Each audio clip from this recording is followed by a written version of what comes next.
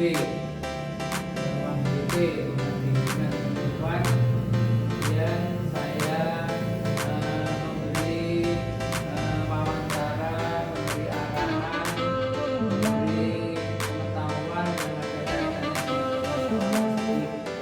tapi akhirnya anak-anak setelah mendapat masukan-masukan dari guru dan dari sekolah, anak tersebut bisa mengikuti seragam seperti teman-teman yang lain.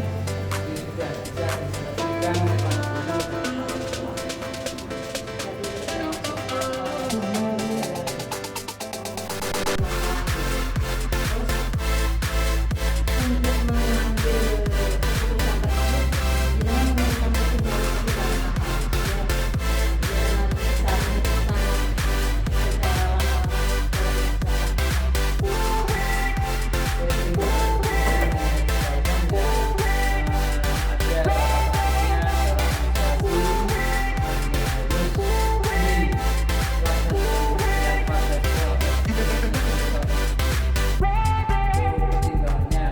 dan tulisan terpapan tata tertib di setiap ruangan kelas. Otomatis itu harus diikuti dan dilaksanakan oleh semua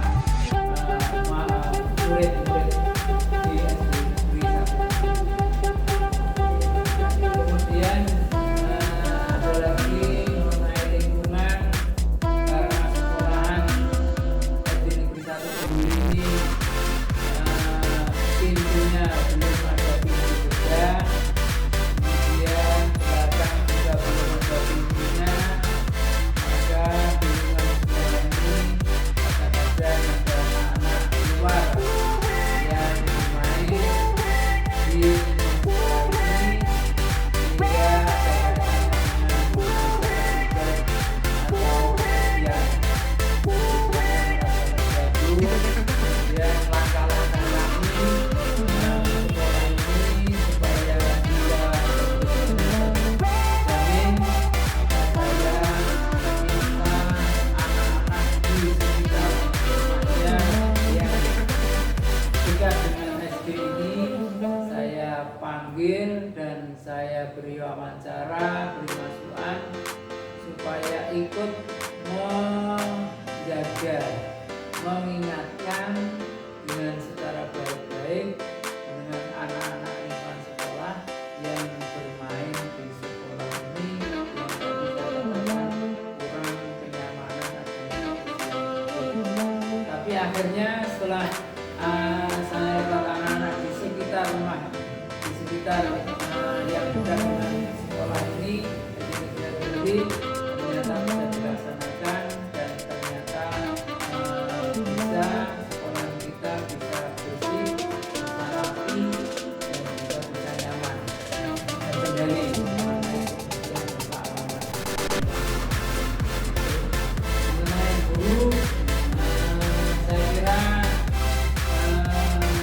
mengenai guru saya kira sudah baik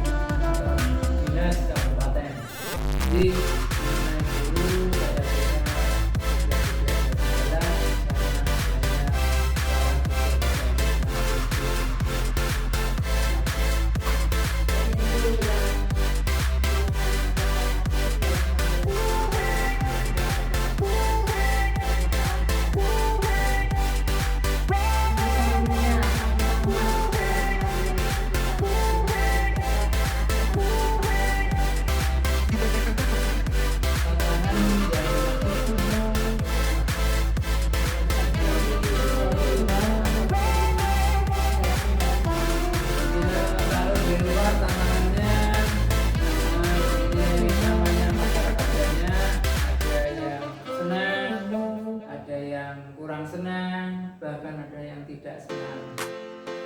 Ya, dengan tantangan tersebut, karena sekolah ini adalah sekolah milik masyarakat semuanya, maka saya selalu mendekatkan diri, melakukan banyak komunikasi, kerjasama dengan orang-orang yang kurang senang tersebut. Bukan saya jauhi, malah saya dekati dengan berbagai macam cara, baik komunikasi atau literasi atau silaturahmi, banyak bicara, banyak komunikasi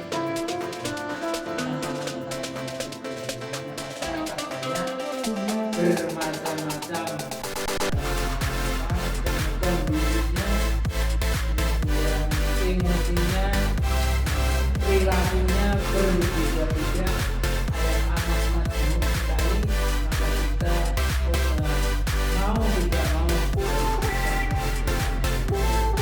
ya semuanya bisa terjalin bersama, berbagi dan sebagainya, sehingga terjalin persaudaraan yang bersama, yaitu untuk membangun dan sekolah SD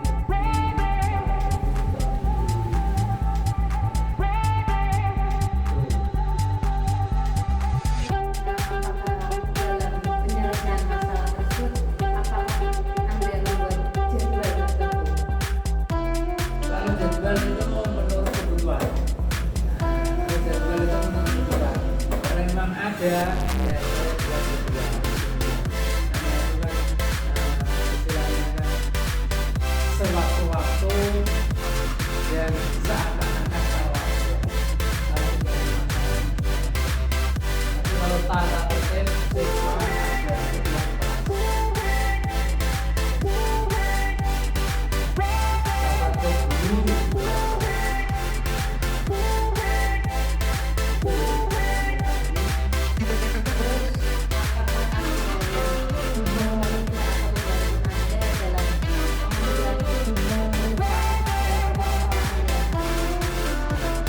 Kalau guru dan kepala sekolah merasa kurang mampu, masih kurang mampu, maka saya minta pertolongan kepada komite sekolah selaku mitra kerja kami untuk majukan sekolah ini, itu dengan komite sekolah itu dan masyarakat sekitar, juga wali murid.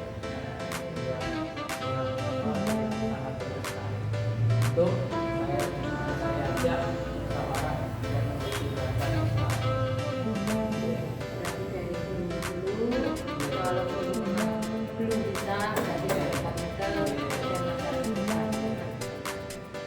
Dari hal yang telah Anda sampaikan, kira-kira pembelajaran yang dapat Anda petik dari pengalaman Anda mengalami rumusan dari permasalahan itu apa? Pembelajaran yang Anda petik dari semua yang tadi Anda kemukakan. Berarti ini yang dimaksud adalah tujuan menurut kami. Gimana?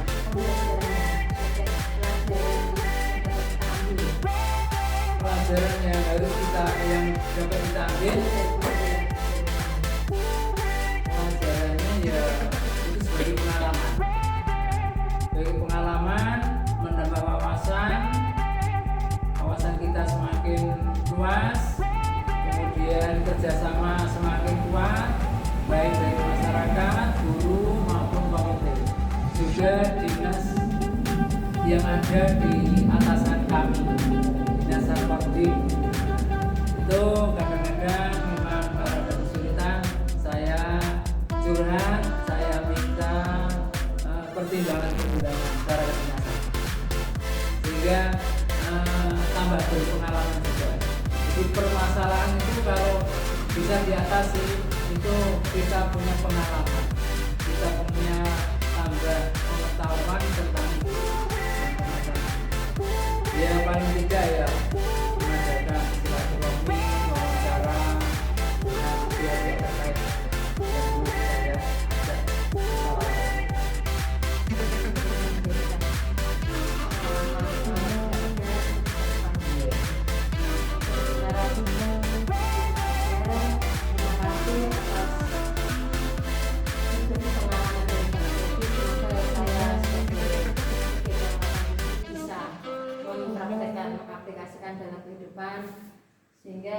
saya bisa lebih bijak dalam menghadapi permasalahan.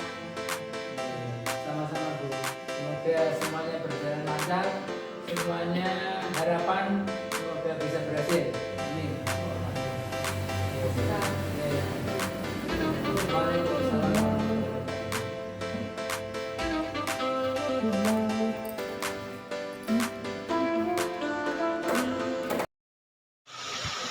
Assalamualaikum warahmatullahi Pak Obed. Waalaikumsalam warahmatullahi wabarakatuh. Ini Pak Obed, sebelumnya saya minta izinnya untuk mewawancarai jenengan tentang bagaimana pengambilan keputusan yang Anda ambil dan langkah-langkahnya bagaimana. Terus gini, pertama-tama di sekolah jenengan otomatis secara tidak langsung pasti mengalami berbagai masalah, ya. Ada yang masalah entah apa. Nah, terus bagaimana Anda dapat mengidentifikasi kasus-kasus yang merupakan permasalahan bagi Anda? Itu bagaimana? Oke, terima kasih. Kami jawab sesuai dengan realita yang ada. Menurut kami, dilema etika di mana seseorang harus memilih antara dua pilihan yang benar melawan yang benar, secara moral benar bertentangan. Sedangkan rujukan moral di mana situasi terjadi harus membuat keputusan antara benar dan salah. Saya dalam mengidentifikasi kasus-kasus merupakan dilema kebijakan moral dengan cara mengidentifikasi apakah termasuk individu lawan masyarakat dengan pengadilan, lawan kasihan, kebenaran melawan kesetiaan jangka pendek maupun jangka panjang. Terus bagaimana Anda menjalankan keputusan di sekolah Anda, terutama untuk kasus di mana ada kepentingan yang sama-sama benar atau adanya nilai-nilai kebajikan yang Anda terapkan, itu bagaimana? Saya menjalankan pengambilan keputusan di sekolah saya di mana ada kode kepentingan yang sama. Sebenarnya mengandung nilai pendidikan, saya akan mempertimbangkan dan melakukan prosedur yang mempertimbangkan 3 prinsip, yaitu melakukan demi kebaikan orang banyak, menjunjung tinggi nilai-nilai prinsip dalam diri, melakukan apa yang kita harapkan dan diharapkan orang banyak untuk kemaslahatan umat dan untuk kepentingan masyarakat yang lebih luas, untuk menjadi sekolah yang lebih maju. Terus langkah-langkah Anda itu yang bisa Anda lakukan itu selama ini itu bagaimana? Langkah-langkahnya apa saja? Dalam mengambil keputusan, kami biasanya mengenali terlebih dahulu nilai-nilai saling bertentangan dalam situasi dengan cara mengidentifikasi dan menyaring masalah yang berhubungan dengan etika, sopan santun, dan norma sosial. Lalu siapa saja pihak yang terlibat, kumpulan fakta-fakta relevan, pengajuan benar atau salah, pengajuan penggunaan 4 paradigma benar melawan benar, melakukan prinsip klausulasi berbasis hasil akhir, berbasis peraturan, dan berbasis rasa peduli. Munculnya sebuah gagasan baru yang kreatif saat kebingungan dalam mengambil keputusan dan buat keputusan yang baru. Terus hal-hal yang Anda anggap efektif dalam pengambilan keputusan pada permasalahan tersebut itu apa saja, Pak? Hal-hal yang dianggap efektif adalah banyak permasalahan di sekolah yang sering kami temui di setiap hari, yaitu adanya kelas anak-anak yang kurang efektif dalam belajarnya, kurang kurang tekun. Dalam 1 minggu mungkin 1 kali tidak masuk. Kalau ada 6 kelas kan mungkin ada 2 atau 3 bahkan 4 bisa. Yang kedua, PTK pendidik yang dalam pembelajarannya kurang inovatif. Kurang inovatif sehingga kami mensupport agar pembelajarannya lebih inovatif dan lebih menyenangkan. Terus yang merupakan tantangan dalam pengambilan keputusan di sekolah Anda itu tantangannya apa saja, Pak? Tantangannya banyak sekali karena ini kita berhubungan dengan masyarakat, manusia sosial, dengan wali murid. Kita harus berkomunikasi dengan wali murid, dengan guru. Kita kerjasama dengan baik agar pelaksanaan pembelajaran di sekolah menjadi lebih baik, lebih nyaman dan lebih maju. Mungkin tantangannya mungkin dari orang tua dianggap anaknya tidak sama dengan anak-anak yang lain, mungkin merasa risiko.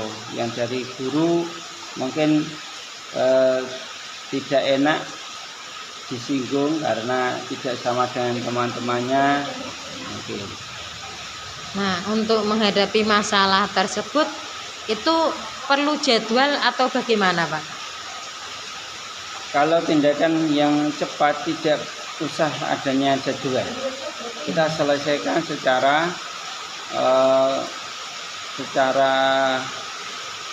cepat agar masalahnya tidak berlarut-larut. Jika hari ini kita selesaikan tidak selesai, maka kita lanjutkan penyelesaian ke hari berikutnya. Berarti harus diselesaikan sampai selesai. Sampai selesai. Ya. Terus kira-kira adakah yang mempermudah atau membantu Anda dalam pengambilan keputusan dalam permasalahan yang Anda alami? Sekian skopnya. Kalau skop banyak intern, saya kira hanya dengan dewan guru. Tapi skopnya dengan wali murid, kita harus dengan kerjasama dengan wali murid. Mungkin dengan komite atau bisa dengan ketua RT, ketua RW, ya, berhubungan dengan masyarakat, minta bantuannya untuk mengatasi anak yang mungkin kurang greget dalam belajarnya, kurang greget dalam bersekolah. Berarti perlunya adanya kerjasama ya. Iya. Dari semua hal yang tadi telah Anda sampaikan, kira-kira pembelajaran apa yang Anda petik dari pengalaman yang Anda dalam mengambil keputusan terhadap permasalahan tersebut? Pengalaman ini adalah hadis Nabi yang perlu kita tanamkan adalah khairun nas anfa'uhum linnas.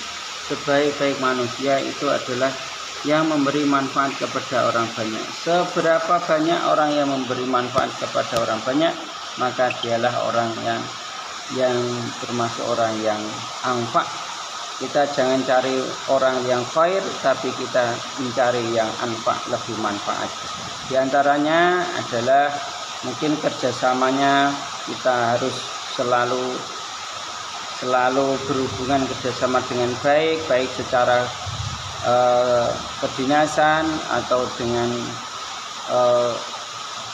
peserta didik, dengan orang tuanya, dengan wali murid, dengan RT RW setempat, atau dengan bapak komite, atau dengan atasan, yaitu bapak atasan kita, yaitu satkordik atau yang lebih atas lagi, sehingga akan terjadi pembelajaran atau dalam situasi dalam sekolah itu akan menjadi nyaman dan tentram dan bisa menjadi sekolah yang lebih maju dan unggul. Amin. Terima kasih Pak Obed atas waktu yang Anda berikan. Semoga saya bisa belajar dari pengalaman jenengan dan saya bisa menerapkan di sekolah yang saya tempati. Terima kasih. Wassalamualaikum warahmatullahi wabarakatuh. Waalaikumsalam warahmatullahi wabarakatuh. Terima kasih. Wassalamualaikum warahmatullahi wabarakatuh. Waalaikumsalam warahmatullahi wabarakatuh. Selamat siang Bu Imah. Oke, terima kasih sekali saya bisa bertemu dengan Bu Imah untuk wawancara terkait pengambilan kebijakan saya sebagai seorang kepala sekolah ini. Selamat siang Bu C. Hari ini saya akan mewawancarai jenengan tentang pengambilan keputusannya di sekolah Anda. Setiap sekolah tidak lepas dari masalah. Karena itu, selama ini bagaimana sikap Anda dalam mengidentifikasi kasus-kasus yang merupakan dilema etika atau kebijakan moral yang terjadi di instansi yang Anda pimpin? Terkait dengan tugas saya sebagai seorang kepala sekolah dalam mengambil suatu kebijakan terkait dengan adanya kasus-kasus atau permasalahan yang sangat kompleks yang terjadi di sekolah, yang saya lakukan, saya harus mengidentifikasi dan menganalisis kasus-kasus yang terjadi. Jadi di sini saya harus menganalisis kasus itu merupakan dilema etika, di mana bujukan moral kita dihadapkan pada sesuatu yang benar melawan dengan benar. Nah, artinya di kedua pihak ini semuanya berada dalam posisi yang benar.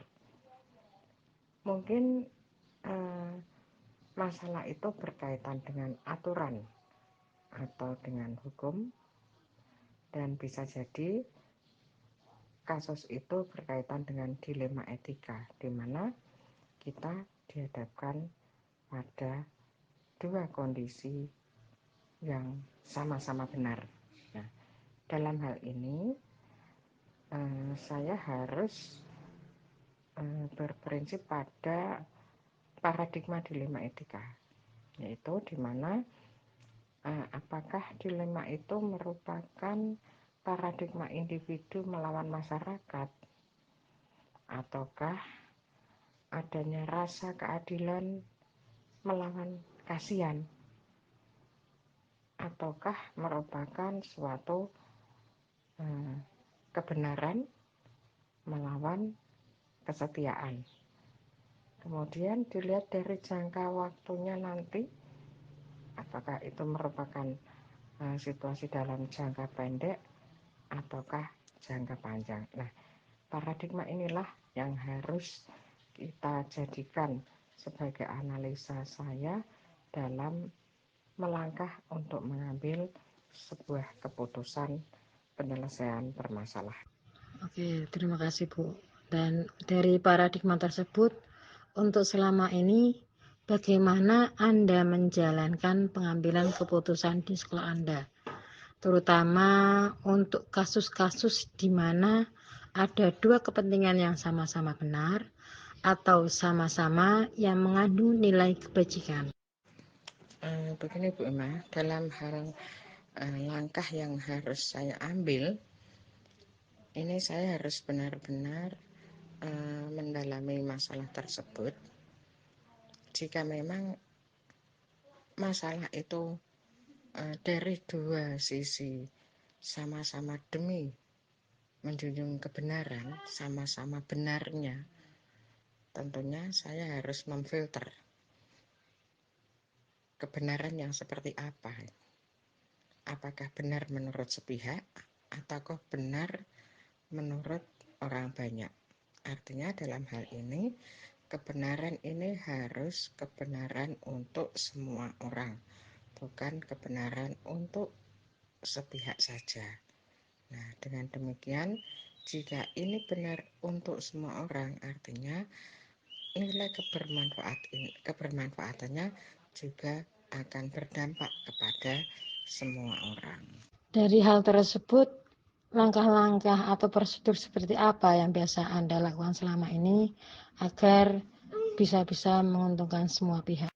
Mengenai langkah-langkah yang biasanya saya lakukan dalam mengambil keputusan ini, biasanya langkah awal saya adalah mengenal nilai-nilai yang saling bertentangan dalam situasi. Nah, cara saya mengenalnya adalah dengan mengidentifikasi dan menyaring masalah-masalah yang masalah itu berhubungan dengan etika, dengan sopan santun, maupun berhubungan dengan norma sosial.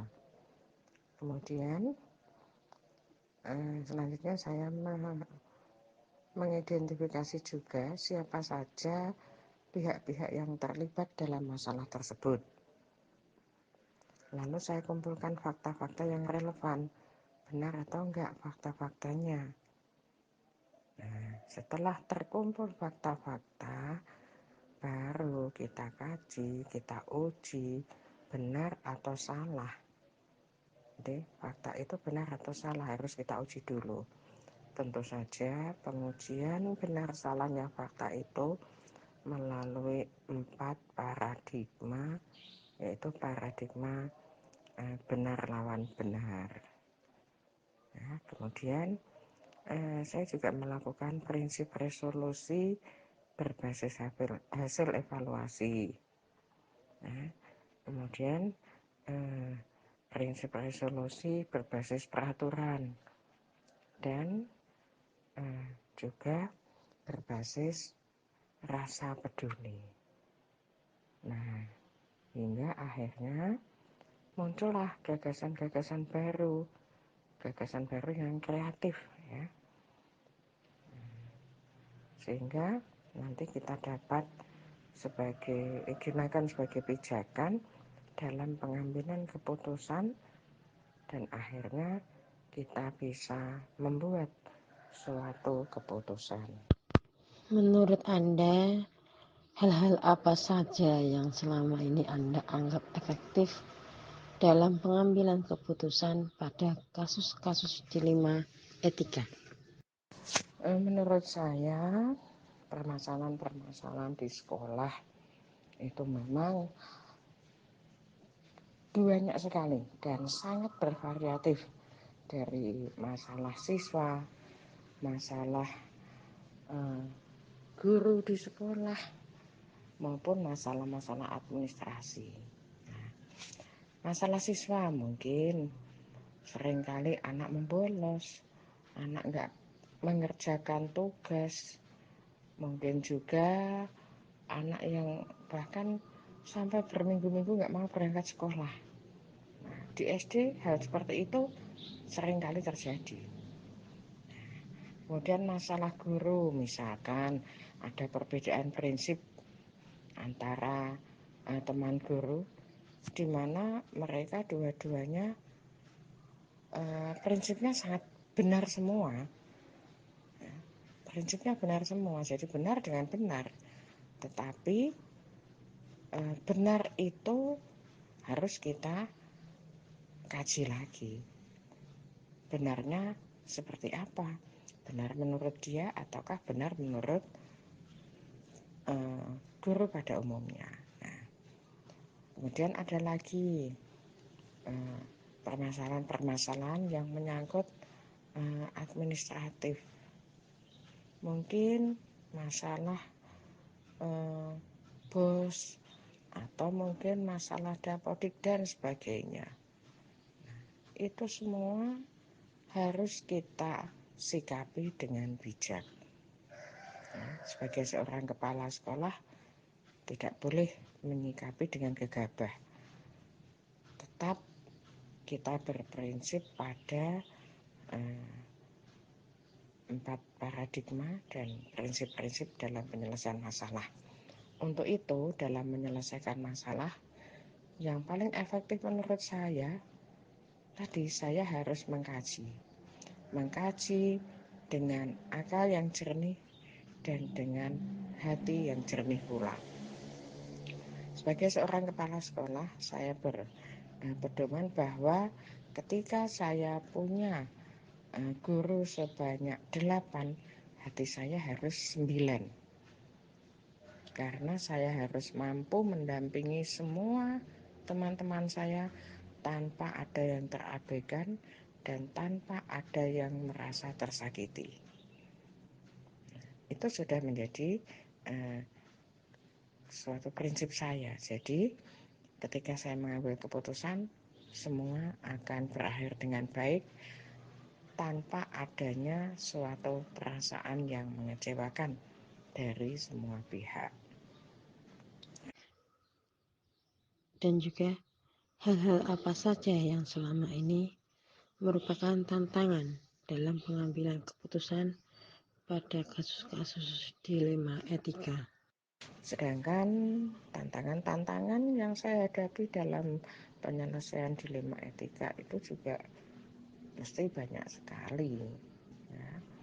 Mungkin tantangannya karena mereka dari teman-teman yang bermasalah itu semuanya punya prinsip benar, jadi nggak ada yang mau terkalahkan. Nah, itu saya pun harus bijak. Maka untuk mengatasi seperti itu, saya juga harus mampu membaca situasi, membaca keadaan. Kemudian saya juga sharing dengan teman-teman kepala sekolah, dengan pengawas. Mungkin mereka juga punya pengalaman yang sama dengan saya. Nah, itu bisa kita kaji, bukan berarti kita menduplikasi, tapi itu referensi bagi kita untuk dapat menyelesaikan masalah. Di samping itu, sebagai seorang kepala sekolah, kita tetap harus belajar dari berbagai sumber. Kita browsing juga bagaimana cara penyelesaian masalah, bagaimana pedoman-pedoman, teori-teori, teknik-teknik tentang penyelesaian masalah. Nah, ketika kita sudah belajar dengan maksimal seperti itu, nah, itu dapat kita implementasikan pada tugas kita dalam penyelesaian masalah di sekolah. Tentu saja implementasi itu harus kita sesuaikan dengan kondisi di sekolah kita.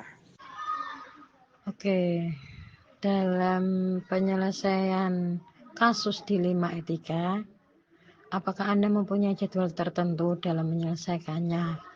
Dan apakah Anda langsung menyelesaikan di tempat atau memiliki jadwal yang untuk menyelesaikannya? Terus bentuk atau prosedurnya seperti apa yang Anda jalankan? Untuk penyelesaian kasus dilema etika itu kita nggak mungkin langsung menyelesaikan di tempat. Kita kondisional, lihat situasinya, lihat permasalahannya apa, kemudian siapa yang bermasalah juga. Dan kita tentunya tidak bisa menyamakan antara kasus satu dengan yang lain, baik dalam hal waktu maupun teknis penyelesaiannya. Jadi kita sifatnya adalah insidentil. Nah, ada kalanya penyelesaian itu harus diselesaikan seketika di tempat itu juga. Tetapi ada kalanya juga kita perlu waktu khusus untuk penyelesaiannya. Jadi masalah penyelesaian itu kita tidak terjadwal dan tidak harus saat itu juga teratasi. Jadi dilihat dari jenis permasalahannya, kita juga akan menyikapi dengan teknis yang tidak sama. Begitu Bu Imah. Adakah seorang atau faktor-faktor apa yang selama ini mempermudah atau membantu Anda dalam pengambilan keputusan dalam kasus-kasus yang sekolah Anda pimpin yang dialami selama ini?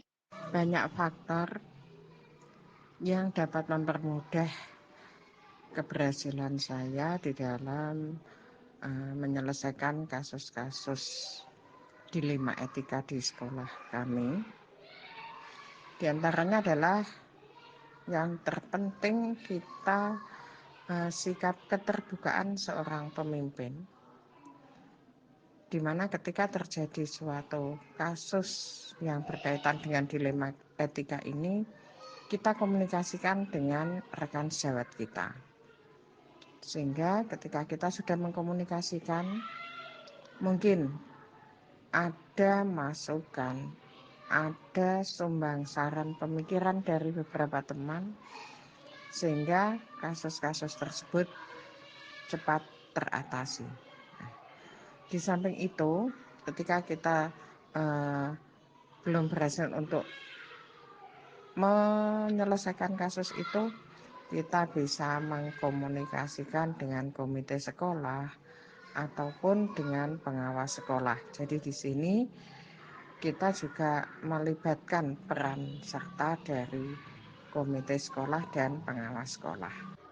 Berarti intinya komunikasi semua pihak, yaitu warga sekolah, komite sekolah, sangat mendukung semua dari keputusan yang Anda pilih. Nah, dari semua hal yang telah disampaikan, pembelajaran apa yang dapat Anda petik dari pengalaman Anda mengambil keputusan dilema etika niku? Iya betul Bu Imah. Jadi pada dasarnya dalam penentuan pengambilan keputusan kita memang harus mengajak komunikasi dengan rekan sejawat, dengan semua yang ada di sekolah, termasuk juga stakeholder yang ada, sehingga nanti harapannya keputusan yang diambil itu tidak akan merugikan dari salah satu pihak. Dan itu pun kita juga yang penting harus memperhatikan prinsip-prinsip dari cara pengambilan keputusan yang benar. Demikian Bu Imah kiranya jawaban dari saya. Berarti intinya dalam menyelesaikan suatu masalah tentunya semua pihak harus saling melengkapi dalam menyelesaikan masalah tersebut, saling mendukung dan sebagainya, dan juga harus berdasarkan prinsip-prinsip dalam penyelesaian masalah. Terima kasih Bu Jayatun atas jawaban yang Anda berikan. Semoga untuk kedepannya saya selaku CGP Angkatan 7 bisa mengamalkannya dan dalam permasalahan yang kami alami di sekolah sesuai dengan prinsip-prinsip dalam pengambilan keputusan dan langkah-langkah yang dilakukan untuk menyelesaikan masalah.